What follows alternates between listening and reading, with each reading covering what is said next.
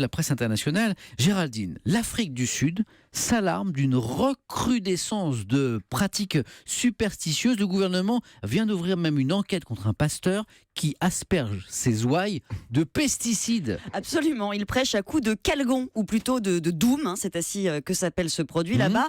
L'Etebo Rabalago s'est déclaré prophète et les gens assistent par centaines à ces cérémonies où on le voit brandir ce goupillon spécial efficace contre les insectes rampants et donc contre toutes sortes de maladies, jure ce leader de l'église de l'Assemblée Générale du Mont-Zion.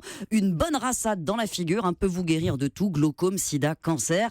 Le prophète est formel, il suffit d'y croire. Ça semble ridicule et pourtant l'affaire déclenche un vrai débat en Afrique du Sud où cohabite un éventail exceptionnellement large de religions, souvent plus ou moins imprégnées de pratiques traditionnelles. Et ses fidèles le soutiennent ? Et oui, la crédibilité de ces gourous est renforcée par l'accès aux médias et les charlatans prospèrent. On trouve de tout, du poison guérisseur au stylo magique qui fait réussir l'examen.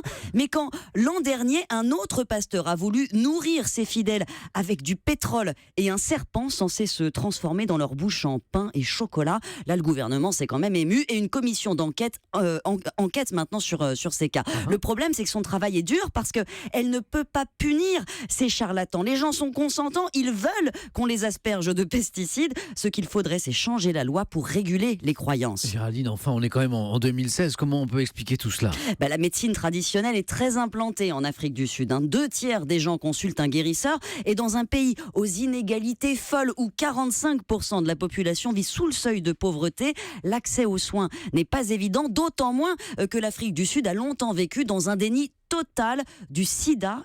Or, la maladie touche maintenant 7 millions de Sud-Africains, c'est 11% de la population. Ils ont pris l'habitude de chercher du réconfort ailleurs, même si les politiques ont changé, il faut le dire. Depuis le mois dernier, des antirétroviraux sont proposés gratuitement à tous les malades. Merci Géraldine.